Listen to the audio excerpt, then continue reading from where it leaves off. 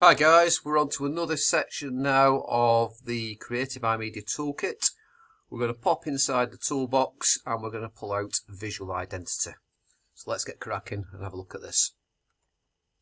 So visual identity, if we just look at what OCR are looking for on the mark list, we have technical skills and properties. So mark band number 1 is limited. We've looked at this word before. It's forming an essential foundation, a starting point. Adequate, again, satisfactory or acceptable, and for the top mark band it's got to be effective and appropriate. So effective is producing or able to produce a desired effect, and suitable or proper in the circumstances is appropriate. So we're going to hang on that word suitable. So let's have a look at the toolkit, and on the toolkit on page number 1 we're going to start focusing on this top corner here. I'm going to look at shapes and symbols, company name, strapline and slogan, which is all annotated here for quick use while you're doing your coursework or practice coursework. So these two elements, I'm saying elements because number 2 is elements, but components and elements, these two sections are off the specification of the course, and this is what we're meant to be learning or looking at. So on components we have name, strapline and logo. So you'd have the name of the company on a logo. Now I've used a bad example there because on this logo for HomeFit I've used HF. And one of the things you need to look at is if you've got a new company like HomeFit, would the audience get confused if we just use H and F? So Nike, for example, if you use the tick on Nike, they're a well-established company and everybody knows the tick means Nike, basically. But a new company, if Nike was new, you probably need the word Nike next to the tick. And HF, it's probably not enough for a new company. So you might be better with the name displaying the full name for a new company. Strapline. A few words, a very few words. You don't really want to be going more than about 5, but a phrase which captures what the company is all about, which we'll go into a little bit more. And the logo itself is shapes and symbols, typography and layout, which brings us on to elements. So the shapes there, we have a shape of a roof and a dumbbell. A dumbbell is universally accepted as a fitness device, and the symbol at the top is a roof shape, which signifies home. Typography is the type of font you use. We have serif and sans serif. Serifs are the curly little bits at the end of text, and a sans serif tends to have straight lines. I'll come on to that a little bit more in a minute.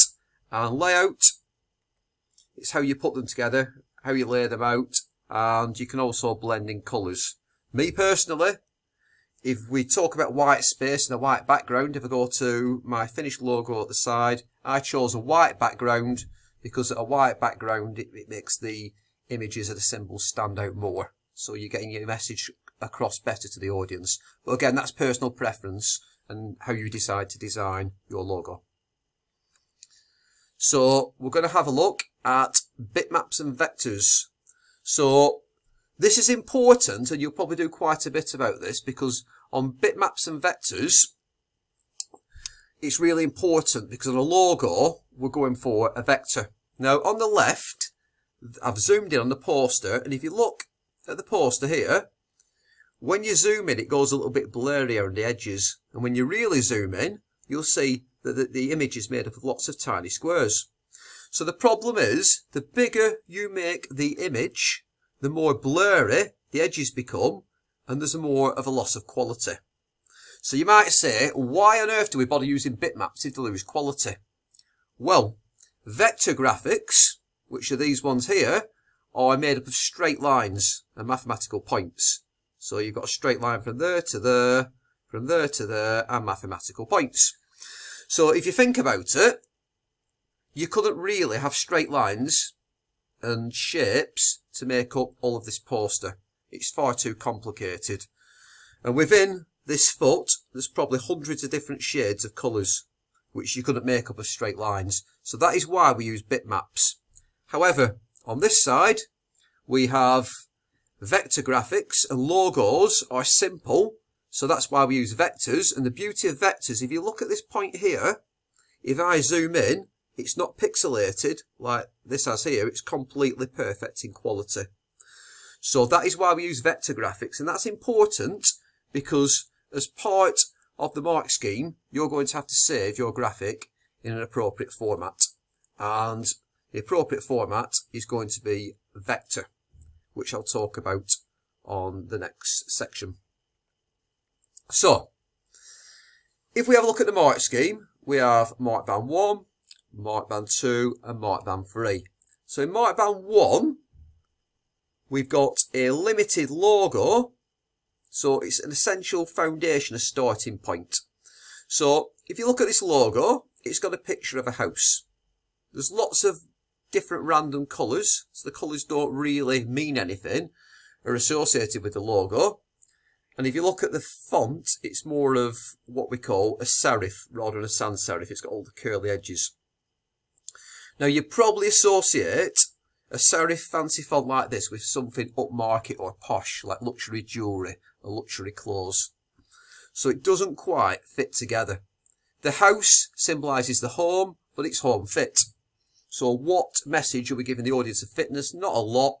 So there's a starting point there and there's a foundation. It's got some of the key elements in, but that will be mark band 1. Now in the properties and formats, if it's not exported and it's just saved in the Inkscape software, Inkscape's a package you can make the logo in, or just saved as a photo here, Photoshop, that wouldn't be enough. It's got to be exported in some kind of sensible form and some kind of appropriate form. So that is roughly a bottom mark band effort.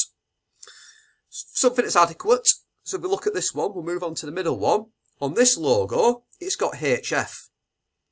Is HF good enough for a startup company? It's probably going to be a little bit tricky because what is HF? Do people think the company's HF? Do they think it's home fit? It's okay. It's a good starting point. But the other thing as well, is there a strap line here? There's no strap line or no motto or no logo. There's not even one in the bottom mark band. And there's a picture of somebody running in a house. So you might have a home and you might have somebody running. Yes, it sort of covers home fit, but again, is it home running? Is it a treadmill company? It's a little bit unclear, and the colours are very basic and the shapes are very basic. So there's some good points, there's some adequate points within this logo, and you might have saved it as something like a JPEG or a TIFF, but there's no clear reason why you've chosen these. So you might get away with middle mark band, a JPEG or a TIFF, but again, they're adequate, but they're not really perfect. They're not what we're looking for a logo. A TIFF is high quality for print. A JPEG would lose some quality. You might increase the DPI, but again, you want some justification. Maybe a couple of slides how you made your logo and how you exported and why you've done it. If you're going to justify some of these other file formats for the top mark band, or even for the middle mark band, as we're talking about at the moment. So going on to the top mark band, this logo, it's got a symbol of a roof, it's got a symbol of a dumbbell, it's very simple, different colours, all tie in with the company theme, the house style. So your symbols are good, it's got the name of the company, Home Fit, so we can easily recognise that the company's Home Fit, and it's got a motto, fitness to you, and it means bringing fitness to you in the home. So that is a neat logo with all the different components. If this was exported as an SVG, SVG is a vector format. So that's the best one to export for as a logo. If you couldn't use an SVG for whatever reason, a PNG is not bad, because as long as it's good quality, you might save it up to 300 DPI, something like that. So it's high quality, but a PNG will probably be suitable as well. But again, for a top mark band student, I'd be expecting annotations and justification. Because if you send your work off to your teacher or to the moderator to be looked at, they want to know why you've chosen that specific format. But in an ideal world, if you can save it to SVG, that's the one we like to see. So going back to the Knowledge Organiser, just to look over this, on the top left of page number 1, printed in the top left corner, you have all the different components of a logo. So a quick glance, once you've practiced this in real life coursework, you'll know what different elements we're looking for. And on page number 2, there's the handy exporting graphics chart. So you can just work your way down and you can just look at the top for a logo, and it just reminds you SVG is the best file format for a logo. So I hope you find that tutorial useful, and we'll see you in the next tutorial when we dip into the iMedia toolbox and we look at another element of the coursework. Have a go at that, and we'll see you again in the next video. Thank you.